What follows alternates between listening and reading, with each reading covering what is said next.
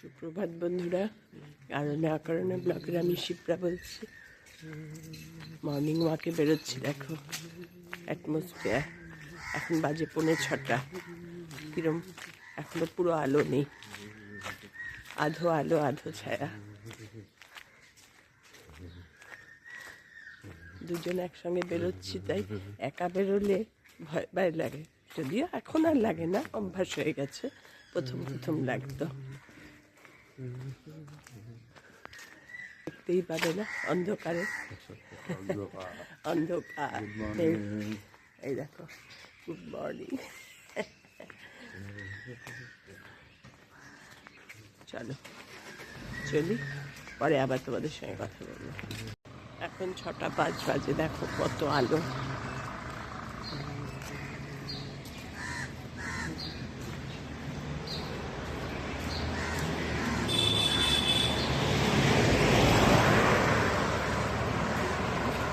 আমরা বেরিয়েছি 6:45, তখন কিরম অন্ধকার ছিল।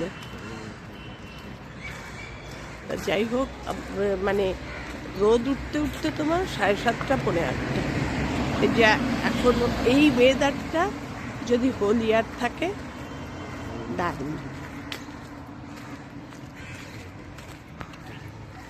এবার আমাদের দুজনকেই দেখো, তখন অন্ধকারে দেখেছিলে।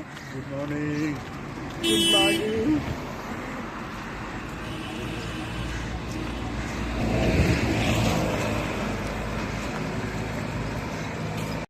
মর্নিং ওয়াক সেরে বাড়িতে ফিরে ওপরে চলে আসলাম। ওপরে গাছগুলোতে জল দেব। ওপর চারদিক খুলে রেডি করে ওপরের ঘরে সব শীতের জামা কাপড়গুলো ছোটো মেয়ে দিয়েছে, ওপরের আলমারিতে রাখবো, যে সেই সময় করে আর আসতে পারছি না। সময়ের অভাব হয়ে যাচ্ছে এখন, বুঝতে পেরেছ? আগে কাটে না সময় হচ্ছিল, এখন সময়ের অভাব। দরজাটা এত টাইট না, মাঝে মাঝে হয়ে যায়। সেই খুলে রেখে গেলাম। এবার এগুলোতে সব জল দেব। সেদিন গাছের দোকানে গেলাম, এরিকার কথা খেয়ালই নেই। ভেবেছি একটা 3 তলার জন্য এরিকা আনবো, মনেই নেই। হ্যাঁ দেখো, জানলা দরজাগুলো সব খুলি। এই একটা কাজ, জানো না, এই একটা বড় কাজ। সব খোলো, সব বন্ধ করো, সব মেনটেন করো। আর দুমদাম কোথাও বেরোনোর হলে ওপর বন্ধ হয়নি, নিচ বন্ধ হয়নি। ছাদে যাব, আজকে গাছে দেব। আমরা যে ফ্রুটস খাই মিড ডেতে, সেই ফ্রুটস, পেঁপে, কলা, সব ফ্রুটসে খোসাগুলো ভিজিয়ে রেখেছিলাম 2 দিন হলো, ওগুলোর জলই দেব আজকে সব ওপরের গাছগুলোতে। ওপরের গাছগুলোতে এখন আর রোজ জল দিই না তো, যার ফলে আর দেখানোও হয় না তোমাদের তারা কেমন আছে না আছে। আগে গোড়াগুলোতে সব দিয়ে নিই, 3 দিন 4 দিন বাদে বাদে জল দিই, তো গোড়াগুলো একদম শুকিয়ে থাকে।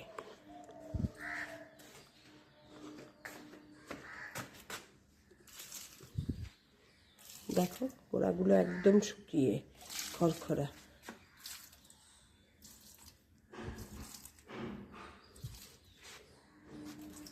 এবার ওপর থেকে একটু জল দেব। গাছগুলো ওপরে না আর বেশি গাছ আনতে ভয় লাগে। ওপরের যে স্ট্যান্ড কিনবো সেটাই আর হচ্ছে না। স্ট্যান্ড কিনে নিই, তারপরে ওপরে আর 2-1টা পাতাবাহার রাখবো। ওপরের গাছগুলোতে জল দেওয়ার তো ঝামেলা না, কে দেবে এসে ওপরে জল? নিচেই সব ভর্তি করছে এখন। আমার শখের ছোট্ট বাগান, আমার যেটুকু ক্ষমতায় কুলায় শরীরে। কারণ কি বলো তো, এখন আর বেশি হ্যাপা নিতে পারি না। বেশি হ্যাপা একদম পারি না, নিলেই শরীর খারাপ লাগে।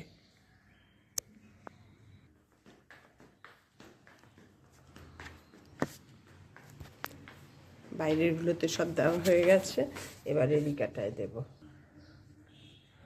এরিকাটাতে ওপর থেকে একবারে স্নান করিয়ে দেব। যেদিন দিই তাই করি, ওপর থেকে একবারে স্নান করিয়ে দিই। অল্প জলে দিব্যি ঠিক আছে।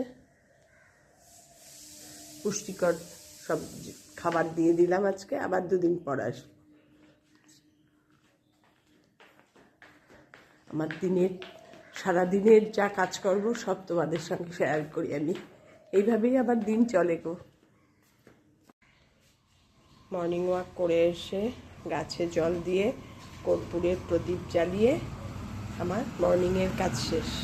এবার সব টুকটাক ঘর গোছানো, সব কাজ, রান্না থাকলে রান্না, এইবার চলতে থাকবে। তোমাদের সঙ্গে একটু শেয়ার করে দিলাম। আজকে আবার স্যাটারডে, আমার আবৃত্তি ক্লাস আছে। সকালেরটুকু তোমাদের দেখিয়ে দিলাম। আজকে বিশেষ রান্না নেই, একদিন রান্না করলে পরের দিন রান্না না করলেও চলে। ঠিক আছে, এটা কি বানাচ্ছি বলো তো? অ্যারারুট জাল করছি।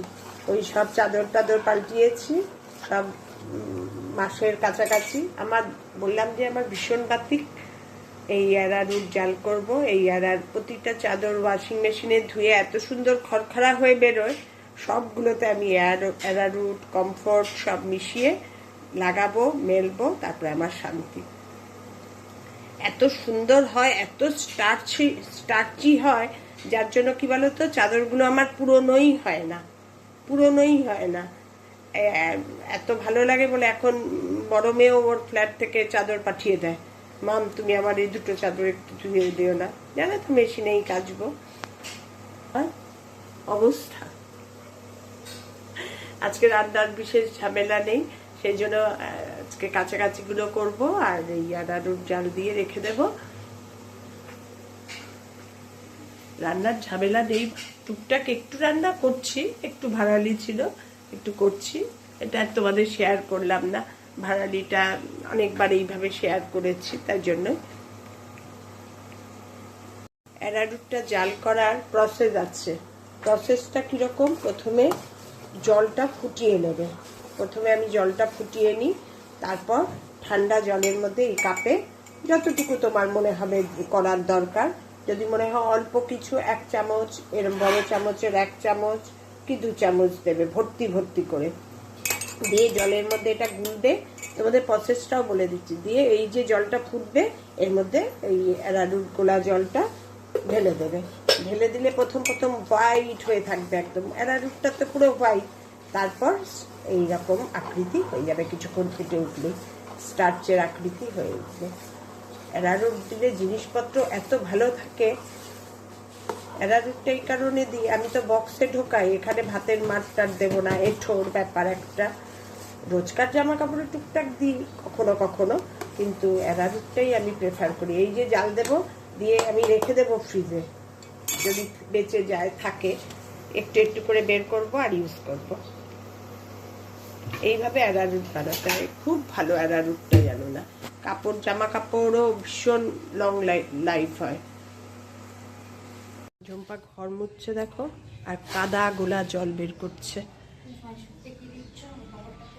প্রতিদিন করে এই রকম কাদা গোলা জল বের করে, কোত্থেকে কে জানে, কোমরে করে নিয়ে আসে নাকি ধুলো, কে জানে।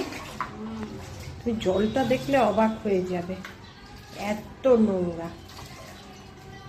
ঝুম্পার কাজ শেষ। আবৃত্তি ক্লাসের উদ্দেশ্যে বেরোচ্ছি, মেয়ে এখনই আসবে, ফোন করেছিল। এই উইকে যাব, সব ক্লাসে পড়া মানে সব ঝালানো হবে। নেক্সট উইকেই তো কম্পিটিশান। বেরোচ্ছি, তারপরে আবার কি হয় না হয়, কি আড্ডা মারি, কি করি, সব তোমাদের পারলেই সব শেয়ার করবো। টাটা। দুজনে মিলে আজকে শর্মায়, আগের দিনই আমি বলেছিলাম যে দই বড়া খাবো, তখনইও বলেছিল তাহলে শর্মায় যাবো। আমি আজকে আর চা খাবো না, দই বড়া খেয়েছি, ও একটু চা খাচ্ছে। ও ক্লাব কচুরি খেয়েছে, ও দই বড়া খায়নি, ও চা খাবে বলে বিশেষ করে